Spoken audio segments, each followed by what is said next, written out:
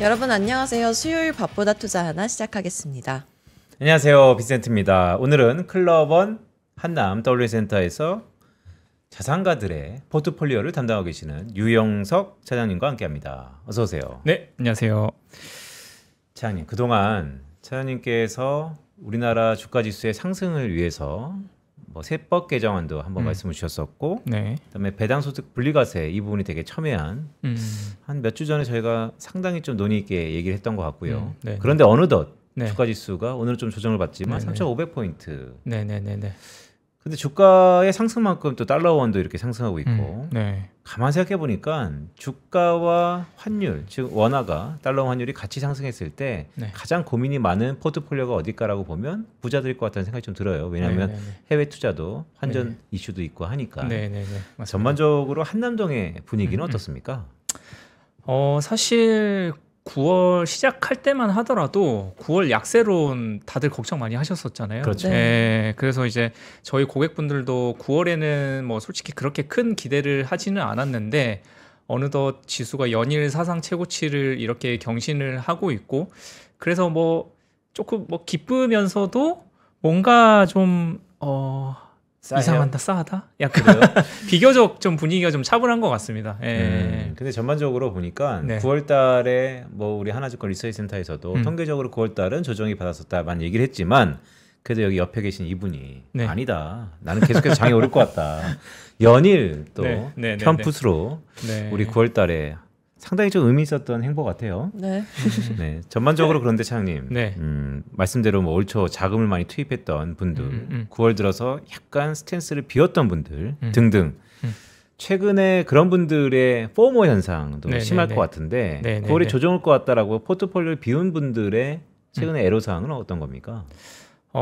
포트폴리오를 사실은 비우면 안 되죠. 비우면 안 되는데 이제 비운 분들 같은 경우에는 언제 조정이 오냐 이것만을 조정만을 기다리고 계신 거예요. 예, 기다리고 계신 것 같고요. 예, 근데 이제 뭐 저희 그 투자를 하시는 고객분들은 항상 어느 정도는 포지션을 가지고 가시거든요. 네. 예, 그렇기 때문에 막 너무 큰 소외는 되지는 않는데, 근데 이제 지금 시장 자체가 뭐 우리나라만 오르는 것도 아니고 미국도 오르고 뭐 유럽도 뭐 일본도 이제 전 세계가 오르고 있고 뭐 부동산도 오르고 금도 오르고 에브리띵 랠리잖아요. 예, 그러다 보니까 뭐 우리나라 주식시장 오른다고 해서 막 기분이 좋고 열광을 하기보다는 그래도 그나마 주식을 좀 해놔서 다행이다라고 하는 그런 분위기가 조금 많은 것 같고요. 그래서 뭐 또 그런 분들도 계세요. 이게 너무 전 세계 자산 가격이 다 오르다 보니까 너무 글로벌 인플레이션으로 워낙 가치 뭐 이런 가치가 좀 돈 가치가 떨어지는 거 아니냐, 예, 그런 막 너무 바람직한 현상은 아닌 것 같다, 이런 좀 의견을 주시는 분들도 계시긴 합니다. 이재명 대통령이 투자한 인덱스 ETF가 벌써 30% 가까운 수익률을 기록했던 뉴스도 봤거든요. 네네네. 뭘 머리 아프게 종목을 하냐. 네, 묶어져 있는 인덱스 ETF에나 투자를 해보자라고 고민하시는 분들이 많을 것 같은데 실제로 그런가요? 그렇죠. 예, 뭐 사실 저희가 밥보다 투자나 처음 시작할 때도 이런 대세 상승장에서는 오히려 인덱스가 답일 수도 있다, 이런 얘기 많이 했었잖아요. 네. 예, 그러다 보니까 요즘에 이제 뭐 순환매 따라가기도 너무 힘들고 뭐 머리 아프게 종목보다는 지금까지는 일단은 인덱스가 답이었던 것 같고요. 사실 물론 인덱스보다도 더 이제 초과 성과를 내신 분들도 계시긴 하겠지만 뭐 현재로서는 이런 대세 상승장은 인덱스가 맞는 것 같습니다. 그럼 차장님이 관리하시는 고액 자산가 분들도 실제로 ETF 투자 많이 하고 계신가요?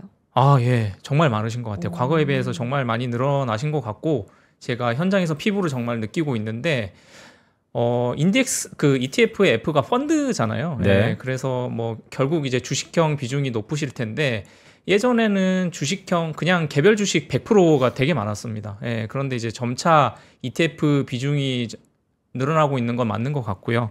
예, 이제 고액 자산가 분들 같은 경우에는 일단은 기본적으로 본업이 있으시다 보니 시간도 많이 없으시고 개별 종목을 이제 분석하기가 힘드시다 보니까 이제 주식 투자는 또 인플레이션 때문에 주식 투자 하긴 하셔야 되잖아요. 예, 그러다 보니까 ETF 비중이 이제 일반 개별 개인 투자자분들보다도 조금 더 비중이 높은 것 같습니다. 네.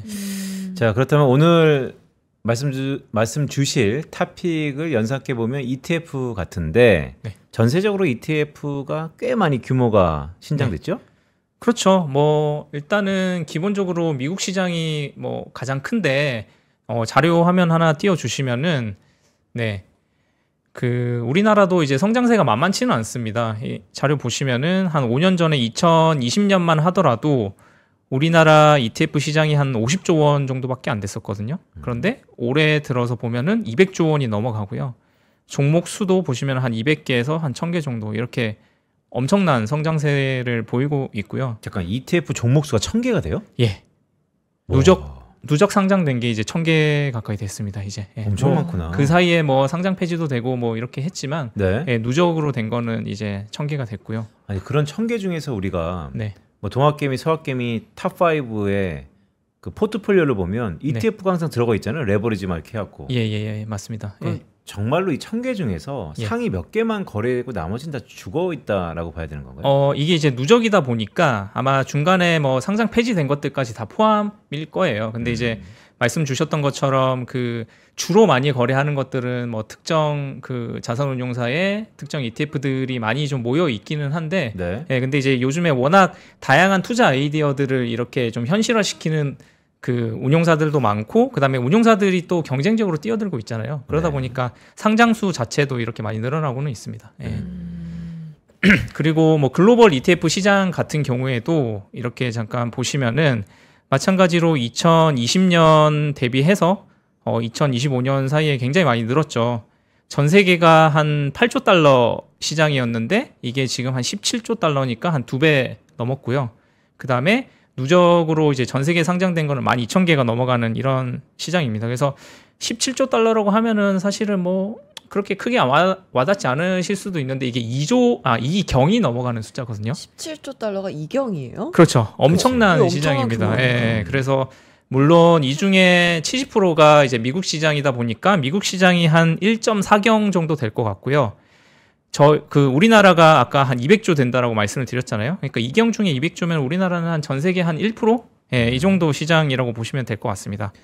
전반적으로 보면 한남동 그러면 네. 아무래도 국내 투자보다는 해외 투자의 비중이 좀 높다라고 인식이 되는데 네. 그렇다면 ETF도 마찬가지로 네네. 국내보다는 해외 ETF를 좀 더 선호하시나요? 예, 맞습니다. 그래서 뭐 그 미국 시장에 상장되어 있는 ETF들도 많이 사시고요. 사실은 그쪽 비중이 더 높습니다. 그다음에 이제 국내 같은 경우에도 많이 사시는데 우리나라 ETF 시장 내에서도 보시면은 예전에는 2019년만 하더라도 거의 국내에 투자하는 ETF가 90%였어요. 예, 근데 이게 현재로서는 한 60%까지 이제 비중 자체가 내려온 거고요. 해외에 투자하는 ETF가 예전엔 거의 없었다면 지금은 한 40% 정도.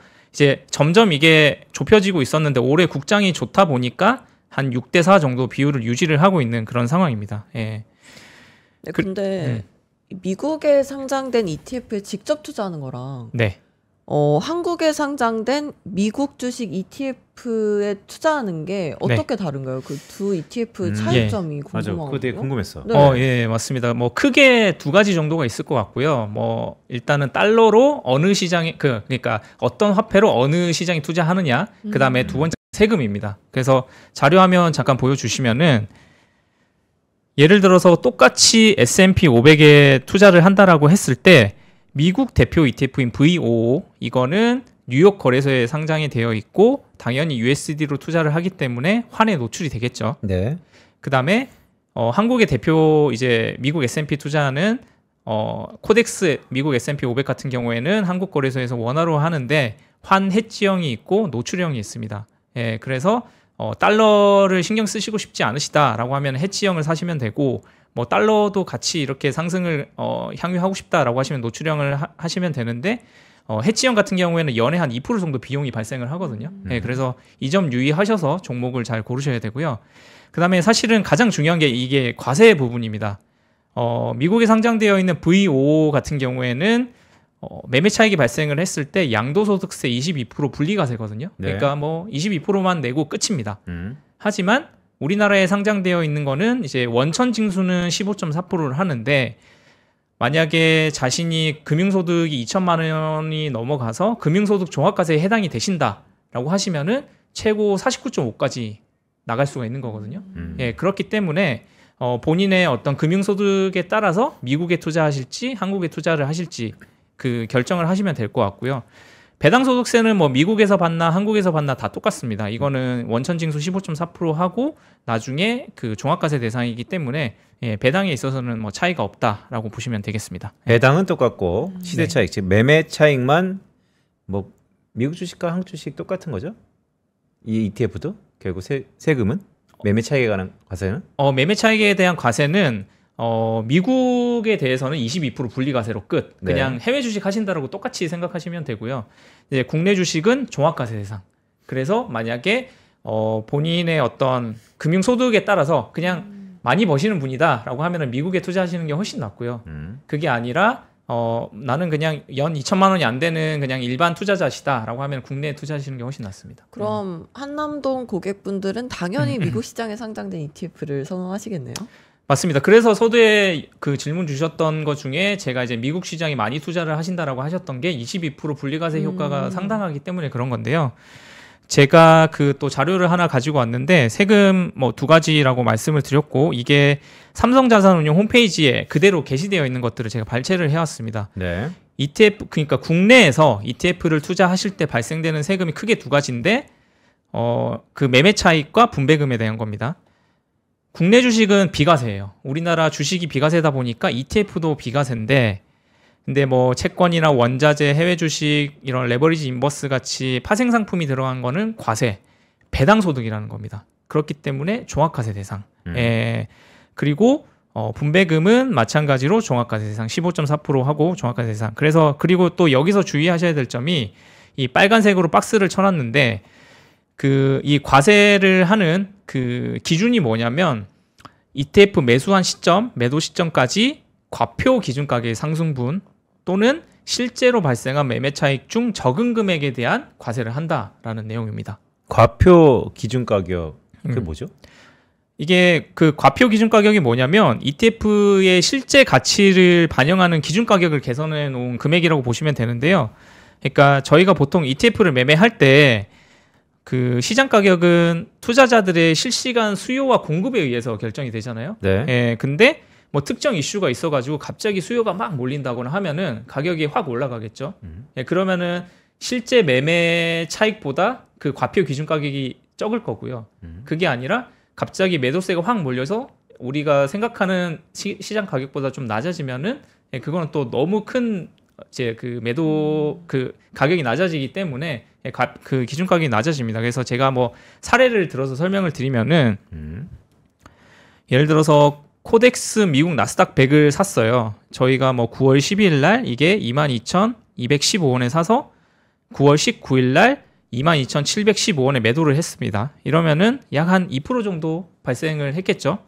네. 그리고 오른쪽에 보시면 과표 기준가라는 게 있어요. 이거는 그 삼성 자산운용 홈페이지에서도 가져왔고, 근데 이게 뭐 저희 보통 이용하시는 증권사 HTS나 MTS에서도 다 보이시거든요. 예, 그래서 과표 기준가도 22,200원에서 한 22,700원 정도. 그냥 한 과표 기준가도 2%, 시장 매매 차익도 2%. 이거는 거의 유사한 사례라고 보시면 될 것 같고요. 네. 그런데 만약에 코스피 100에 투자를 했다라고 하면은 이제 코스피 100은 국내 주식이다 보니까 비과세잖아요. 예, 그래서 35,815원에서 36,650원 이렇게 한 마찬가지로 한 2% 정도 올랐는데 과표 기준가를 보시면은 거의 유사합니다. 그렇기 그러네요. 때문에 이제 이거는 뭐 비과세 그냥 평소처럼 그냥 편하게 매매하셔도 된다는 얘기죠. 그러니까 이제 수급이 쏠림이 있었을 때 과표 기준이 약간 달라지는데 그걸 보존하기 위해서 네. 어느 정도 안전장치가 있다? 네, 예, 맞습니다. 뭐 그런 것도 있고요. 그 다음에 그 저희 이제 레버리지나 인버스 같은 경우에도 그 보면은 파생 상품이다 보니까 과세 대상이라고 말씀을 드렸잖아요. 네. 과세 대상인데 레버리지나 인버스를 했을 때 과표 기준가는 크게 변동이 없어요. 네. 예, 그렇기 때문에 과세 대상이지만 거의 비과세다라고 생각을 하시면 될 것 같습니다. 레버리지나 인버스도. 예, 맞습니다. 예. 그럼 이런 해외 주식 관련 ETF 말고 개인 투자자들이 또 많이 투자하는 ETF는 어떤 게 있나요? 뭐 저희가 또 한방의 민족 아니겠습니까? 그쵸, 네. 한방에 걸어야죠. 뭐 레버리지나 인버스 이런 거 많이 하시는데 그래서 제가 올해 그러니까 지금 9월 들어서 개인 투자자분들이 어떤 거를 많이 사셨는지를 네. 제가 좀 자료를 이렇게 가져와 봤는데 보시면은 9월 들어서 순매수 가장 최상위가 코덱스 200 선물 인버스 레버리지. 9월 들어서. 네, 하락 베팅했구나 다들. 하락에 심지어 레버리지로 베팅을 하신 거죠. 야수의 심정을 갖고. 그러면 9월에 수익률이 그렇죠. 지금 아마 상당히 안 좋으실 거고 뭐 오늘 같은 경우에 조금 복구를 하셨는지 모르겠는데 네네. 뭐 그렇고 그 다음에 이제 3위도 인버스 그냥 네. 이건 한 배짜리. 반면에 순매도 같은 경우에는 이제 레버리지가 순매도 그러니까 레버리지 팔고 숏을 사신 거죠 어찌 보면은 그래서 아마도 9월 약세론에 베팅을 하신 것 같은데 사실 개인적으로는 이런 대세 상승장에서 숏은 조금 위험하다고 저는 생각을 하고요. 근데 또 숏을 맞추면 또 그 희열과 네. 또 그거에 대한 수익은 네. 또 엄청 크니까요. 예, 맞습니다. 뭐 그리고 또 대부분 9월달 들면서 네. 우리가 통계적으로 이제 조정장이었다라는 것이 있고 네. 또 아직 9월이 끝나지 않았습니다. 보면 어저께 파월 의장이 네. 또 우는 사람 또 뺨때기 때렸다고 네. 우리가 적당히 원하는 명분을 또 줬기 때문에 네네네. 오늘부터 우리 장이 또 명절 앞두고 약간 조정 비슷하게 받고 있잖아요. 네. 그래서 여전히 뭐 저런 포트폴리오를 개인들이 많이 갖고 있다라는 것에 네. 뭐 모두가 원한다고 꼭 지수가 그렇게 되는 건 아니지만 네네. 그래도 아직 뭐 끝난 게임은 아니다. 이렇게 얘기할 수 있는 거죠. 그럴 수 있죠. 그럴 수 있고요. 사실은 오늘 같은 경우에는 그 이제 다음 주 주말부터 긴 연휴를 앞두고 있지 않습니까? 네. 그러다 보면은 다들 좀 현금을 확보를 하고 싶어 해요. 뭐 기관들도 그것의 바로미터는 저는 있어요 개인적으로. 네. 원래 과거에 네. 이렇게 명절이 길면 네. 엔간하면 다 한 번씩 익절 아니면 손절도 정말 눈물겹게 정리. 근데 올해부터는 저는 편풋이 바꾸면 그럴 가능성이 높은데 네네. 아니면 계속 갈 가능성이 크다라는 의미인데 바꾸세요? 정리합니까? 아니죠. 네. 그래서 저는 올해는 좀 다를 것 같다는 생각이 듭니다. 오늘도 버티시는 겁니까? 당연하죠. 예, 뭐 저도 사실은 그 의견에는 동의는 하고요. 그런데 이제 뭐 주변의 기관분들이나 아니면 이렇게 큰 자금 운용하시는 분들의 의견을 들어보면 아무래도 추석 앞두고 최소 그래도 한 10% 20% 정도는 어느 정도 이제 현금 룸을 확보를 하고 싶은데 마침 또 어제 파월이 그런 의견을 주시니까 이참에 해야겠다. 지금이 시기인 것 같다라는 네. 오늘 그런 매물이 조금 나오는 것 같고요. 근데 이제 저도 동의를 아까 편아나님 의견을 동의를 하는 게 빠지면은 그때 또 이제 확보해놓은 자금을 이제 실행을 시키면 되거든요. 네. 예, 그래서 저는 저도 그렇게까지 크게 걱정은 안 하고 있습니다. 시장에 대해서는. 예. 알겠습니다. 보니까 뭐 레버리지가 세금이 거의 발생하지 않는다라는 것이 과표 기준에 큰 변화가 없으니까. 네. 요즘은 인덱스 ETF 외에도 섹터 투자, 컨셉추얼리 ETF가 되게 많잖아요. 네네. 그것의 흐름은 좀 어떻습니까? 맞습니다. 워낙 그 다양한 ETF들이 아까 출시가 되고 있다라고 말씀을 드렸고, 그거를 이제 실행을 시켜줄 수 있는 운용사들도 많고 하기 때문에 이런 섹터 ETF들 굉장히 많이 나오고 있는 상황이고요. 예를 들면은 요즘에 유행하는 조방원 투자를 하고 싶은데 어떤 종목을 사야 될지 모르겠다 이러시는 분들 계시잖아요. 그러면은 그냥 조선 ETF 사시면 됩니다. 네, 그래서 자료 잠깐 하나 띄워주시면은 이런 조선이나 방산, 바이오, 원자력 다 마찬가지고요. 예, 이렇게 특정 섹터에 투자하는 ETF들의 AUM이 이렇게 어마무시하게 늘어나고 있는 상황이고요. ETF의 장점 자체가 한 주당 얼마 하지도 않고 빨리빨리 매매도 할 수 있고, 그 다음에 비용도 싸기 때문에 많은 분들이 이제 편하게 매매를 하시는데, 그런데 또 이런 ETF 시장 자체가 커지다 보니까 가는 놈이 더 가는 그런 시장이 점차 시장에 계속 이런 내용이 나오고 있는 것 같고요. 네. 그다음에 지난 2021년, 2022년 그때 또 생각을 해보시면 이때는 또 메타버스가 한참 핫했잖아요. 예, 네. 근데 잠깐 반짝하고 들어갔는데 이때도 보시면은 ETF가 이렇게 출시가 되고 자금이 급하게 들어오면서 주가를 확 띄웠다가 이게 이제 거품이 빠지면서 이렇게 쭉 내려갑니다. 그러니까 제가 드리고 싶은 말씀은 뭐냐면 지금 조방원이 메타버스랑 비슷하다 이런 내용이 아니라 이런 ETF들이 많이 생기면서 자금 유입이 되는 것들이 현물 시장에도 큰 영향을 끼치고 있는 것 같다. 예, 그런 말씀을 드리고 싶습니다. 그래서 뭐 그러면은 ETF 종류도 많고 뭐 뭘 사야 될지 모르고 하기 때문에 제가 이제 좀 ETF를 여러분들이 선별을 하실 때 조금 사용하실 수 있을 만한 그런 팁을 가지고 있는 사이트를 제가 하나 소개를 좀 해드리고 싶은데요. 네. 사이트에서 추천을 해주는 건가요? 추천을 해주는 건 아니고 이제 본인이 가지고 있는 아이디어를 어떻게 구체화시킬 수 있을지에 대한 것들을 뭐 보여주는 사이트라고 보시면 되겠습니다. ETF 체크라고 하는 사이트인데요. 뭐 예를 들어서 오늘 뭐 방산이 핫하죠. 예, 네. 그래서 여기에다가 방산이라고 한번 쳐보겠습니다. 방산이라고 치시면은 방산과 관련된 ETF들이 이렇게 쭉 나오거든요. 그래서 뭐 대표적으로 코덱스 K 방산 ETF 이렇게 누르시면은 아이고. 도메인 이름이 ETF 체크예요? 예, 맞습니다. ETF 굉장히 체크.com이고요. 예, 또 co.kr이야. 예, 네. 맞습니다. 뭐 예를 들어 에이스 유럽 방산 탑 10이다 이러면은 이제 운용사가 어딘지, 그다음에 시가총액이 얼마인지, 뭐 이런 비용은 얼마나 드는지 이런 것들이 다 나와 있고요. 이거 공짜예요? 공짜입니다. 예. 그리고 수익률도 보시면은 뭐 그 수익률이 어떤지 이런 것들이 다 나와 있고 구성 이거 로그인을 해야 되네요. 예. 뭐 구성 종목들도 여기 공짜가 아닌데.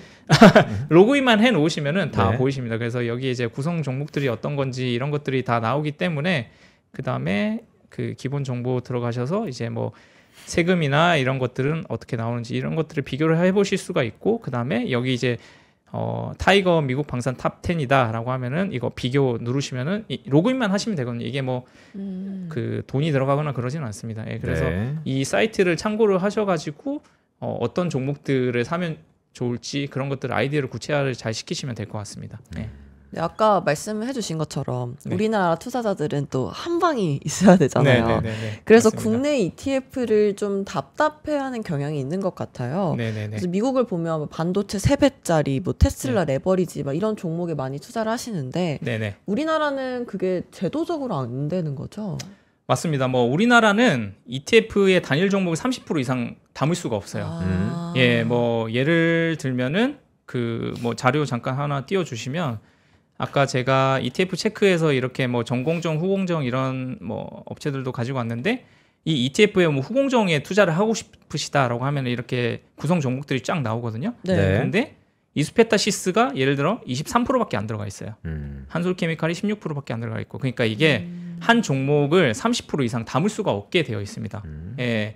그래서 뭐 조금 답답하실 수도 있는데 당연히 이게 뭐 30% 이상이 안 되다 보니까 레버리지는 당연히 더더욱 안 되겠죠. 종목 레버리지는. 예. 그래서 이 답답함을 우리나라 그 투자자분들은 미국에서 그 갈증을 해소를 하고 계십니다. 미국에서. 예. 그래서 레버리지의 왕국. 맞습니다. 제가 우리나라 서학개미들이 보유하고 있는 종목 순위표를 이렇게 가지고 와봤는데, 네. 이거는 증권 정보 포털이라고 이 사이트 들어가시면은 뭐 다 조회가 가능하시거든요. 이게 이제 9월 18일자 기준으로 우리나라 그 투자자분들이 가지고 계신 미국 주식들을 제가 쭉 이렇게 세워놓은 건데, 당연히 테슬라, 엔비디아가 가장 많고요. 이렇게 뭐 여러분들이 잘 아시는 기업들 위주로 많이 보유하고 계신데, 눈여겨볼 점이 이거 8번째가 테슬라 레버리지. 예, 테슬라 레버리지를 보시면은 지금 한 30억 달러? 30억 달러면은 우리나라 돈으로 한 4조 원 되는 것 같습니다. 그러니까 테슬라 레버리지에 베팅하신 우리나라 분들이 4조 원 정도를 사셨다라고 보시면 되고요. 네. 11번 같은 경우에도 이거는 이제 SOXL이라고 그 반도체 3배짜리. 네. 예, 이렇게 우리나라에서 좀 잘 안 되는 그런 갈증들을 미국 가서 해소를 하고 계시다. 근데 전 궁금한 게 같습니다. 왜 엔비디아 2배, 3배 이런 데 많이 투자를 안 하시고 꼭 테슬라 2배, 테슬라 3배 이런 데 많이 투자하시는 거예요? 왜 꼭 테슬라예요? 참 변동성이 커서 그런지 왜 그래요? 변동성이 큰 것도 있고요. 제가 이런 필드에서 느끼는 바로는 테슬라에 대한 광신도들이 진짜 많은 것 같습니다. 사랑. 예, 그러니까 예를 들면 제 고객분 중에 뭐 당연히 다양한 미국 주식들 많이 하고 계신데 뭐 엔비디아를 뭐 한 100억치 사고 뭐 그런 분들은 잘 없으시거든요. 그러니까 엔비디아 사시는 분들은 뭐 엔비디아도 사고 마이크로소프트도 사고 뭐 브로드컴도 사고 이렇게 하는데 어떤 분은 테슬라만 뭐 100억, 200억 사시는 분들이 계세요. 실제로. 그러니까 테슬라에 팬이 많은 건가요? 그렇죠. 아무래도 이제 그 길게 봤을 때 꿈이 정말 어마어마한 그런 회사다 보니까 테슬라에 한번 빠진 분들은 테슬라 외에는 잘 안 쳐다보시더라고요. 그런 분들이 아마 그래서 아까 그 서학개미 보유 종목 순위에도 단연 1위가 테슬라였고 그다음에 테슬라 레버리지도 8위를 기록하고 있는 어마어마한 우리나라의 테슬라 사랑이 보여주고 있는 것 같습니다. 그러니까 사실 테슬라라는 기업이 혁신의 대명사죠. 그리고 지금은 약간 희석되긴 했지만 테슬라 그러면 또 전기차의 고유명사이기도 했고요. 따라서 테슬라에 대해서 선점 효과가 상당히 있었던 것 같은데 근데 이게 9월 18일 기준이라고요? 네, 맞습니다. 편푸드 어때요? 이거 딱 보니까 사실 하반기로 오면서 스테이블 코인 관련 거를 많이 샀다 그랬었는데 서클 인터넷, 로빈후드 등등 많이 없어졌네요. 없어졌다기보다는 순위가 많이 내려왔는데 그럼 밑으로? 원래 10위 안에 들었었어요. 그렇죠. 원래 탑 10 안에 꽤 들었었는데. 아마 그거는 이제 단기간에 순매수가 얼마나 들어와 있는지는 그런 종목들이 들어올 수는 있을 것 같은데 제가 봤을 때는 이런 빅테크들이라든지 아니면은 뭐 QQQ 같은 종목들 같은 경우에는 대단히 길게 장기 보유하신 분들이 상당히 많으시거든요. 그래서 이거는 그냥 지금 현재 전체 보관금액 기준입니다. 전체 보관금액. 네네네. 우리가 흔히 보는 뭐 하반기부터 서학개미들이 가장 많이 산 ETF 탑 10, 뭐 여기에는 보통 순매수인가요? 그렇죠, 순매수죠. 순매수가 아니라 이거는 그냥 가지고 있는 금액 기준이라고 보시면 될 것 같습니다. 그 여전히 빅테크에서 많은 이유가 그런 거군요. 그렇죠. 오래됐으니까. 자, 그렇다면 이영석 차장님이 계시는 한남동에서는 도대체 어떤 ETF? 거기도 레버리지인가요? 레버리지는 거의 없으신 것 같고요. 부자니까? 뭐 그렇죠. 그다음에 이제 레버리지는 장기 보유하시기에는 아무래도 비용이 많이 들어가다 보니까 레버리지보다는 이제 좋은 기업들 잘 선별해서 이렇게 매수를 하시는 거긴 한데 제가 그래서 결국 뭐 여러분들이 궁금해하실 게 그거잖아요. 그 한남동 부자들은 어떤 ETF 투자하냐. 그러니까요. 그래서 제가 좀 선별을 좀 해봤습니다. 그래서 보시면은 이 자료는 제가 저희 클럽원 한남 WM센터 고액자산가분들이 많이 보유하고 계신 ETF고요. 그러니까 꼭 뭐 제 고객분만 보유하신 게 아니고 이제 저희 클럽원 한남에 뭐 다양한 우수 PB 분들이 많으신데 이제 고객분들하고 소통하면서 매수했던 그런 자료입니다. 그래서 잠깐 이게 되게 의미가 있어 보이는데 왜냐하면 한남동이라는 게 거기 시행했던 대신그룹이 하나 패밀리 오피스가 들어가 있고 그 다음에 하나증권, 하나은행 거기 상당히 옛날부터 자리매김했고 최근에 거기 NH가 있나? 어쨌든 그 두세 개의 증권사가 한남동의 상당 부분 포트폴리오를 관리하는데 러프하게 보더라도 한남동의 포트폴리오 부에 거의 한 40% 정도를 이 종목들이 담았다는 거 아니에요? 뭐 한남동에 맞습니다. 뭐 대신이랑 신한 그리고 하나 이렇게 세 개의 증권사가 있고 근데 뭐 이게 그들의 포트폴리오를 뭐 완전 대변한다라고는 할 수는 없겠지만 그래도 나름 제가 많이 보유하고 계신 종목들을 가지고 온 거고요. 그래서 한번 보시면은 이게 뭐 그분들이라고 해서 뭐 늘 성공하시는 건 아니니까 투자를 그냥 뭐 이런 거 관심이 있다 정도로 보시면 될 것 같습니다. 그래서 1번부터 10번까지가 이제 많이 보유한 순서는 아니고 그냥 제가 랜덤으로 넣은 건데 기본적으로 VO나 QQQ는 그냥 진리입니다. 진리. 이게 이제 S&P 나스닥이죠. 이거는 그냥 한번 사셔서 그냥 쭉 가져가시는 개인 투자자분들도 실제로 많이 하고 계시죠. 그리고 첫 번째 눈에 띄는 점이 타이거 차이나 전기차 ETF를 많이 보유하고 계시다는 건데 이게 이제 중국 전기차거든요. 중국 전기차에 좀 관심이 또 많으세요. 테슬라를 전 국민이 많이 샀는데 한남동의 부자들은 테슬라도 사겠지만 오히려 중국 전기차에 그러니까 이거는 ETF다 보니까 테슬라 종목이 들어가 있지는 않고요. 그러니까 이제 테슬라는 개별 종목으로 보유하시고 중국 전기차도 이렇게 많이 보유를 하고 계신데 사실 우리나라에서는 2차 전지 주가들이 너무 안 좋다 보니까 전기차 뭐 성장성이 너무 더딘 거 아니냐, 뭐 캐즘이 아니냐, 뭐 이런 얘기들도 많이 하시잖아요. 근데 이제 사실상 중국 전기차 시장 성장세를 보면 어마어마합니다. 그래서 CATL이나 BRD 주가가 그거를 대변을 하고 있는 것 같고요. 자산가분들이 이 ETF를 또 매수하시는 포인트 중에 하나는 CATL이 그 션전 거래소에 상장이 되어 있다 보니까 저희가 직접 CATL을 매수할 수가 없습니다. 예, 그렇기 때문에 이렇게 ETF를 통해서 간접 투자한다라고 보시면 될 것 같습니다. 그리고 또 특이한 게 네. 일본에 투자하시는 분들이 많네요. 그러니까. 예, 맞습니다. 뭐 저희 고객분들은 기본적으로 글로벌 안전자산인 뭐 달러라든지 아니면 엔화에 대한 관심이 상당히 많으시거든요. 근데 이제 엔화 약세가 이제 기조에 들어서면서부터 엔화를 많이 사셨고, 근데 이 엔화가 이자는 또 거의 안 나오거든요. 예, 그러다 보니까 그 대안으로 일본 주식에 대해서 좀 관심을 많이 가지기 시작을 하셨어요. 그래서 사실 또 어찌 보면은 우리나라의 지금 밸류업의 또 원조가 일본이잖아요. 예, 그래서 예, 일본도 주식시장이 좋기 때문에 4번인 뭐 니케이 225 지수 연동하는 ETF라든지 네. 아니면은 이렇게 일본의 고배당주들 모여있는 이런 ETF들도 많이 보유를 하시고요.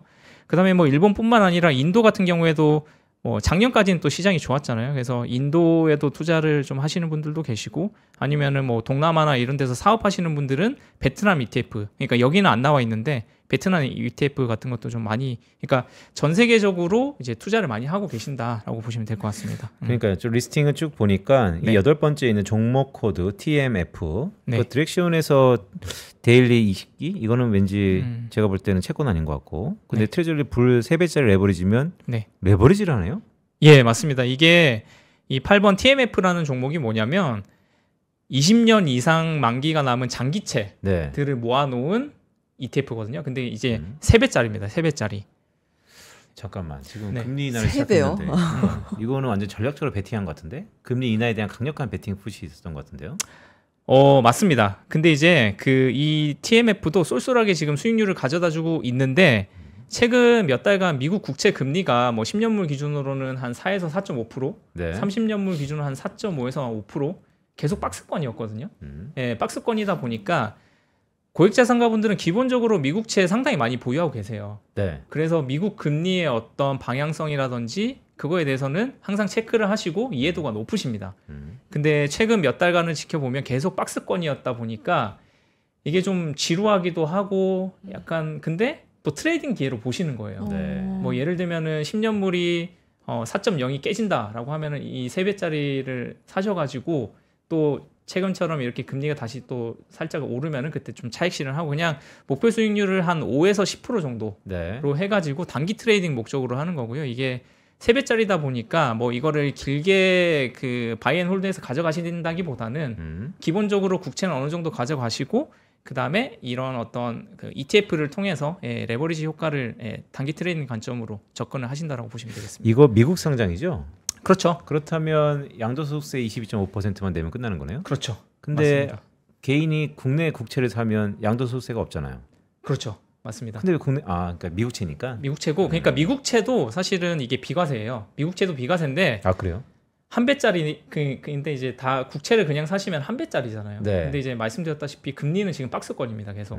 그러니까 가격 변동이 거의 잘 없는 거예요. 예, 그러다 보니 빠지면은 이런 3배짜리 ETF를 사서 금리가 다시 만약에 좀 빠져서 가격이 오르면은 그때 차익 실현하는 단기 트레이딩 목적으로 많이 좀 보유를 하고 계신다고 보시면 되겠습니다. 네. 근데 사실 예전에는 사람들이 투자할 때 주식이 좀 부담스러우면 펀드에 투자를 많이 했었잖아요. 네네네. 근데 이런 ETF들이 생기면서 요즘 펀드에 거의 가입을 하지 않는 것 같은데 네. 이 펀드 시장이 ETF 영향이 컸나요?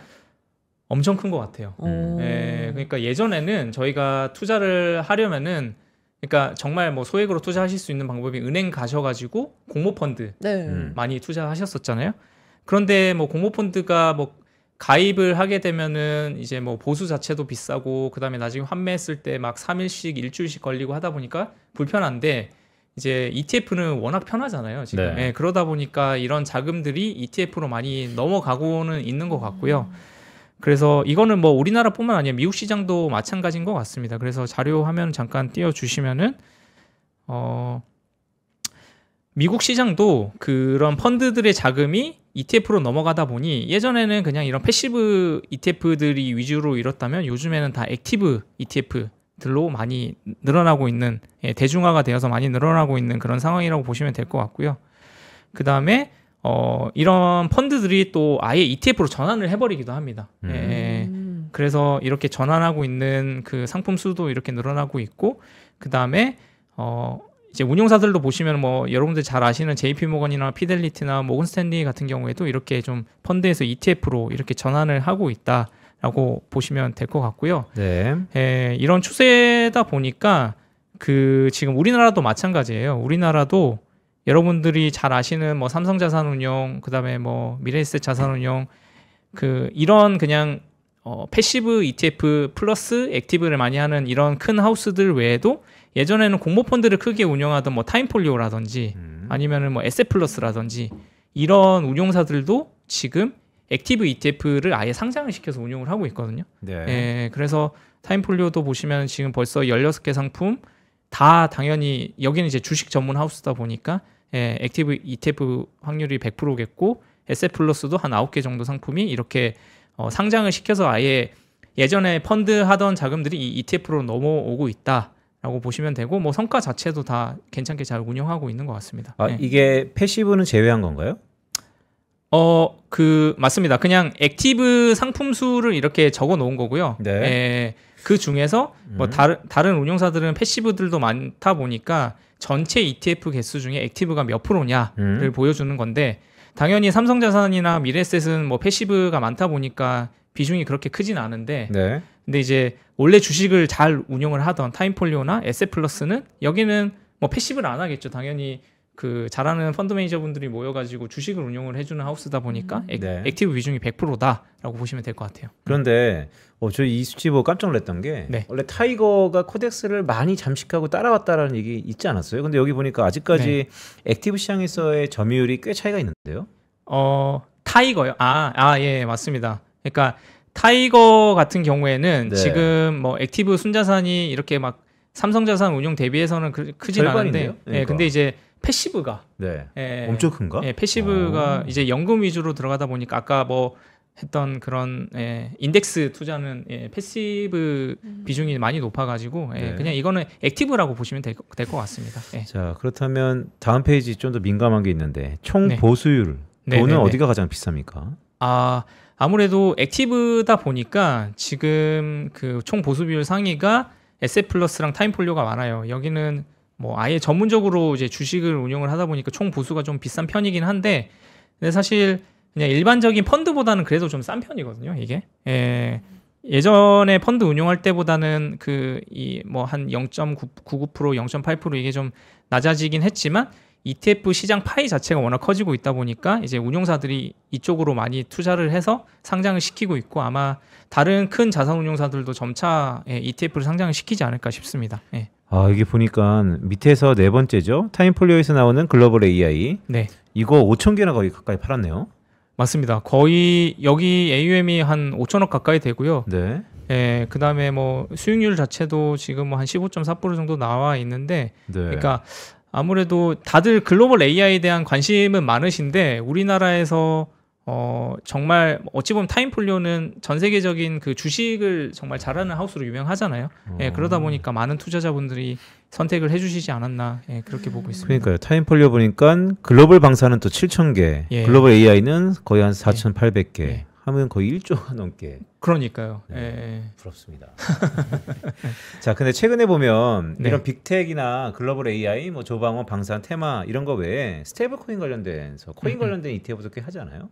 예, 맞습니다. 근데 뭐 코인 관련해서는 사실은 저는 그냥 뭐 스테이블 코인 그 관련된 종목들을 사시는 거는 뭐 괜찮은데 간혹 코인을 그 주식시장에서 살 수 있는 방법이 없냐라고 문의를 주시기도 하시거든요.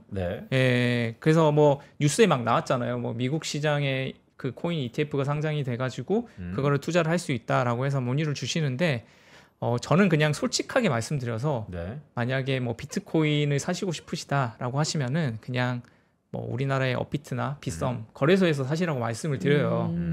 왜 그러냐면 만약에 코인 그 연동되어 있는 ETF를 사시면은 해외 주식에 해당이 되시거든요. 그러면은 매매 차익에 대해서 배당소득 분리과세, 그러니까 그냥 그 분리과세로 양도소득 분리과세로 22%를 내셔야 돼요. 그런데 우리나라 업비트나 빗썸에서 사시면 비과세잖아요. 아직은. 그렇기 때문에 코인을 사실 거면은 코인 거래소에서 사셔라라고 말씀은 드려요. 엄청난 영업사원인데요. 네. 그러니까요.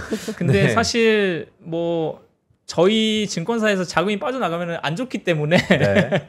그래서 뭐 정말 저도 고민은 하지만 그래도 솔직하게 말씀드려서 그래도 그러니까 이제 고객의 입장에서 네. 결국 뭐 해외 투자가 22.5%가 나름 저렴할 수 있겠으나 그것도 세금을 내는 것이니까 네. 그것보다는 지금은 과세가 없는 가상자산 거래소를 이용해서 직접 투자하는 것도 하나의 대안으로 추천드리고 있다. 네네네. 뭐 지금 그 자산 투자를 할 거면은 지금 이렇게 비과세일 때 누리시는 게 좋지 않을까. 네. 솔직하게 그렇게 말씀을 드리는 편이고, 근데 이제 또 간혹 법인으로 투자를 하시고 싶어 하시는 분들도 계세요.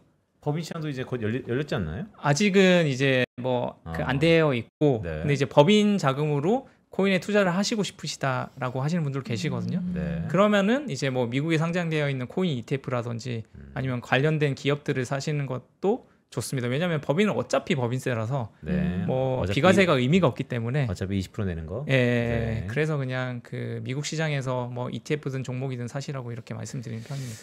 유영석 차장님이 진솔한 얘기. 이것은 어떻게 보면 우리 정부 당국의 세수 입장에서도 네, 유심하게 볼 것 같은데. 그런가요? 아유, 제가 너무 현장에 있는 저의 어떤 경험담을 너무 라이브하게 말씀드리는 게 아닌가라는 생각을 하기도 하는데 네, 현실적인 얘기니까. 근데 이제 뭐 사실은 뭐 세금에 있어서는 누구나 다 민감을 하시고 관심을 가지고 계시기 때문에 그래도 이제 팩트는 말씀을 드리는 게 좋지 않을까 싶어서. 알겠습니다. 자, 오늘 한남동에서 부자들은 어떤 포트폴리오를 꾸리고 있을까? 우리 유영석 차장님과 전반적인 ETF 시장 알아봤고요. ETF는 글쎄요, 어떠셨어요? 부자들의 포트폴리오 중에서 아까 말씀 주셨던 일본, 되게 좀 고무적이었던 것 같고, 그래도 미국 시장에 대해서 기본적으로 지수를 사는 ETF도 최상위권에 있었다는 거 다시 한번 말씀드리면서, 그래도 역시 부자 동네는 세금에 민감하다라는 말씀까지도 마지막에 드렸습니다. 코인에 대한 이야기 다음번에는 좀 더 자세하게 한번 마련해 보도록 하겠습니다. 다음번에도 좋은 내용으로 찾아뵙겠습니다. 고맙습니다. 감사합니다. 네, 이어지는 다음 코너는 마켓 이슈 하나하나 시간인데요. 잠시 광고 듣고 지금 시장 상황 어떤지 살펴보겠습니다. 부장님, 요즘 입맛이 통 없어요. 왜? 요즘 투자가 다 안 되나 봐? 제가 산 것만 떨어져요. 어떻게 하죠? 그렇다면 밥보다 투자 공부해보는 건 어때? 매일 오전 11시 남들보다 한 발 앞서가는 당신을 위한 든든한 투자 정보가 찾아옵니다. 지금 꼭 사야 할 핵심 종목과 시장의 향방에 대한 명쾌한 예측, 미리 준비해야 할 투자 트렌드까지 꾹꾹 눌러 담아드립니다. 밥보다 더 든든한 계좌를 원하세요? 밥보다 투자 하나, 많은 시청 부탁드립니다.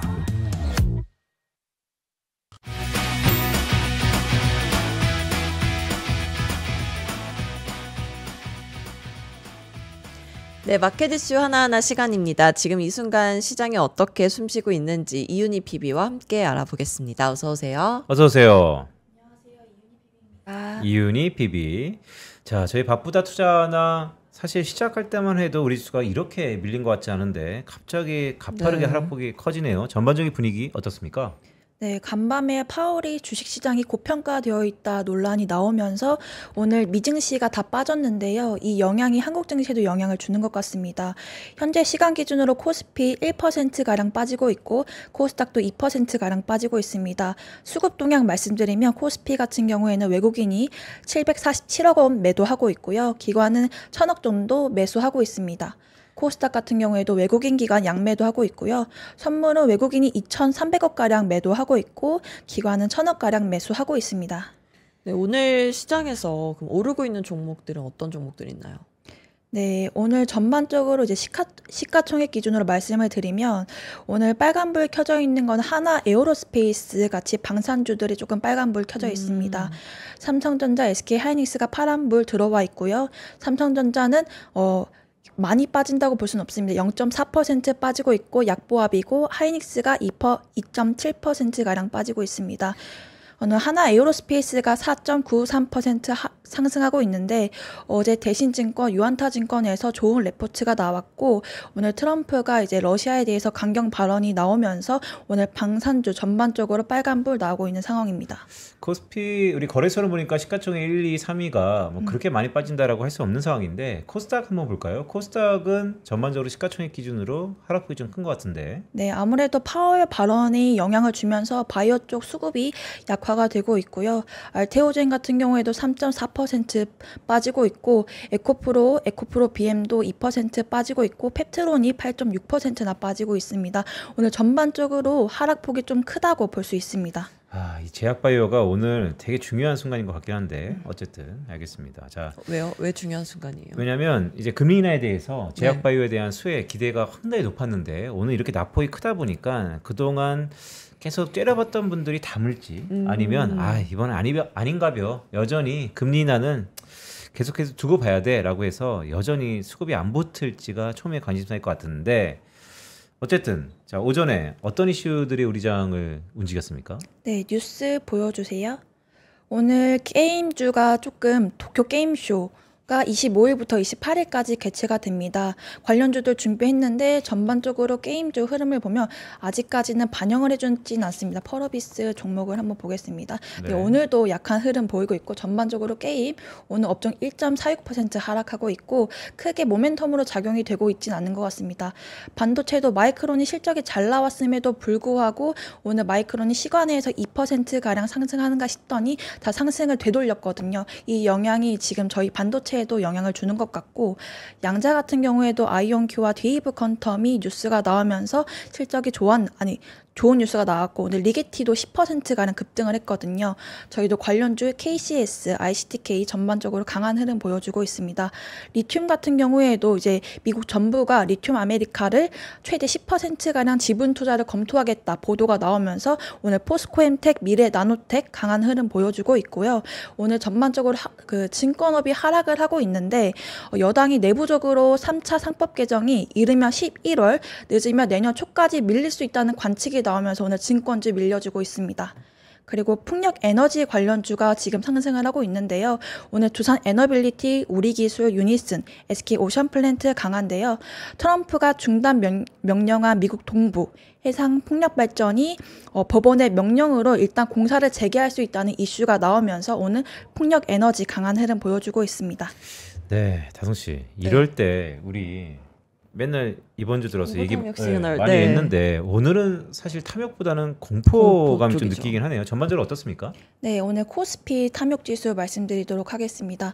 코스피 같은 경우에는 매우 탐욕 88점, 아직까지 대형주 위주로 지금 거래가 지금 쏟아지면서 아직까지 코스피가 탐욕지수에 있다라고 말씀을 드리고 싶고 아직 삼성전자가 그렇게까지 많이 빠지는 추세가 아니기 때문에 반도체는 아직 매우 탐욕지수에 있다고 말씀드리고 싶고 LG에너지솔루션 같은 경우에는 어제 유태우 사원 거 보면 관망이었는데 지금 현재 탐욕으로 높아져 있더라고요. 오히려 LG엔솔은 탐욕이에요? 네, 탐욕이고 이게 거래량과 변동성을 반영해주기 있기 때문에 매일매일 바뀔 수 있다는 점 말씀드리고 싶고 어제 셀트리온이 일라일리 공장 인수 관련 이슈가 나오면서 급등 한 9.4%가량 급등을 했는데 시가총액을 위로 올라주면서 셀트리온이 매우 탐욕지수에 지금 올라와 있습니다.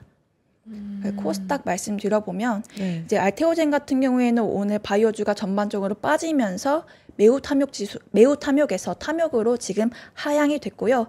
파마리서치 같은 경우에는 탐욕에서 관망까지 지금 하향되고 있는 상황입니다.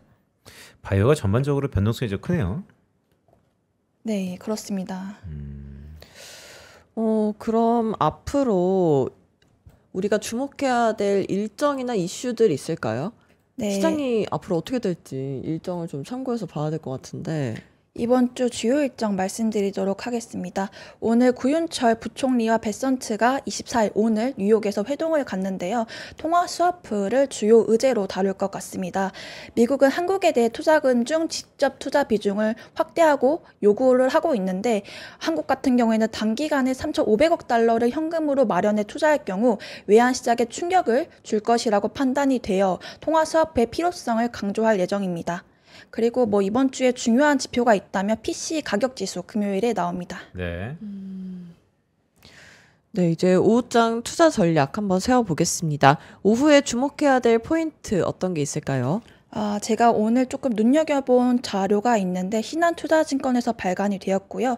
반도체 시대를 살아가는 방법에 대해서 레포트가 나왔습니다. 결론적으로 말씀드리면 반도체도 갖고 있고 반도체 외 수출업도 투트랙으로 가져가자라는 그런 레포트인데요. 단기적으로 반도체가 재고 활동도 감소되고 있고 현물 가격도 상승하고 있고 삼성전자를 둘러싼 기술력의 의구심이 점차 완화되고 있기 때문에 3분기 반도체 실적이 우호적일 것이다 라고 단기적으로도 되게 좋게 설명을 해주셨는데 장기적으로도 반도체도 좋을 것이지만 반도체 외 수출 성장도 포트폴리오에 포함되어야 한다라는 레포트입니다. 네, 우리가 기나긴 추석 연휴가 끝나고 나면 우리 시장의 컨셉이 이제 실적으로 이동할 거기 때문에 실적이 매우 중요한 시점이 왔다라고 할 수 있겠는데요. 다시 한번 거래소 좀 볼까요? 우리 섹터 업종별로 한번 흐름을 봅시다. 그러니까 조선, 방산, 원전, 우리가 주도주라고 할 수 있는 이 조방원이 아까 말씀드렸던 것처럼 뭐 방산은 그런 정도 변동성을 느꼈는데 원전은 어때요? 네, 오늘 원전 같은 경우에는 두산 에너빌리티가 강한 흐름 보여주고 있는데 원전 같은 경우에도 지금 강한 빨간불 이렇게 켜져 있는 모습 볼 수 있습니다. 원전은 나름 괜찮네요. 괜찮습니다. 그러면 조선은 어떻습니까? 아까 방산은 우리가 좀 변동성을 받고 조선은 오늘 대표적으로 현대중공업 한번 보여드리도록 하겠습니다. 네. 조선 같은 경우에는 조금 차별화되게 모습을 보여주고 있는데 삼성중공업이 2.8%가량 상승을 하고 있고 현대미포도 2.37% 상승을 하고 있는데 이 외에 하나오션은 0.09% 약보합이라고 말씀드릴 수 있습니다. 그럼 마지막으로 그 코인 관련된 네카오 우리 어저께도 네카오 많이 했었죠. 오늘 그리고 다날이 좀 많이 오르고 있다고. 그래요? 네, 다날. 다날 같은 경우에는 오늘 1.29% 정도 올라가지고 있고요.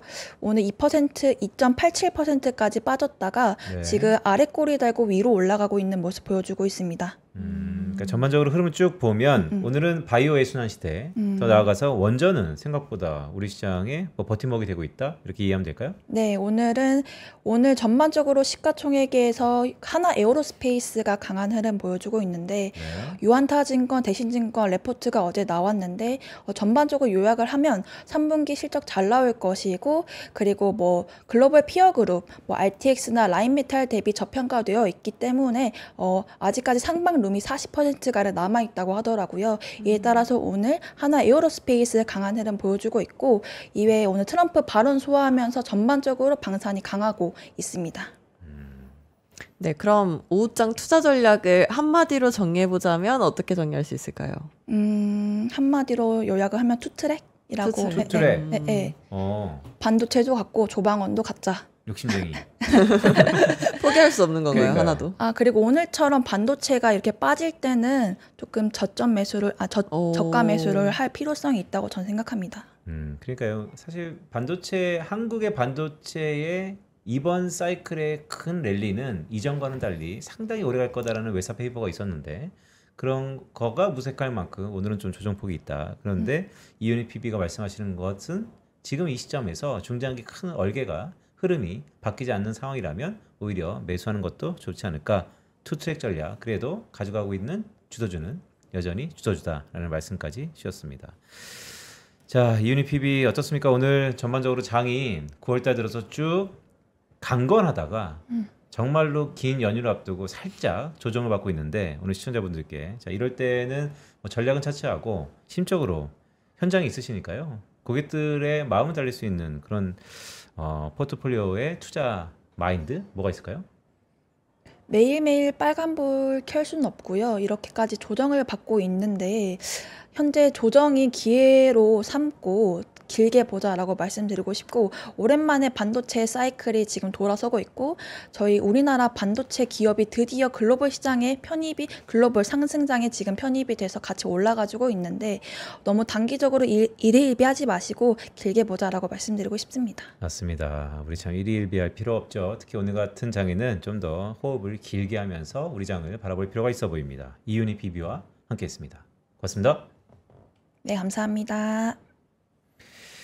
자, 9월달에 편풋은 할 만큼 한 것 같아요. 오늘 전반적으로 글쎄 아직 뭐 끝나지 않았으니까 네, 아직 하반기 5장이 남았으니까요. 그래도 여전히 우리 증시를 전반적으로 봐야 되는데 자, 그래도 연휴를 앞두고 전반적으로 그래도 느낌은 좀 쎄하긴 합니다. 그래도 여전히 우리의 주도주 중에 하나는 원전은 계속해서 우리 장을 받들고 있으니까요. 여러분들 투자하시면서도 유심히 오후장을 좀 더 주목하면서 볼 필요가 있어 보입니다. 네, 내일도 밥보다 투자 하나는 더 알찬 정보로 여러분과 함께하겠습니다. 고맙습니다. 고맙습니다.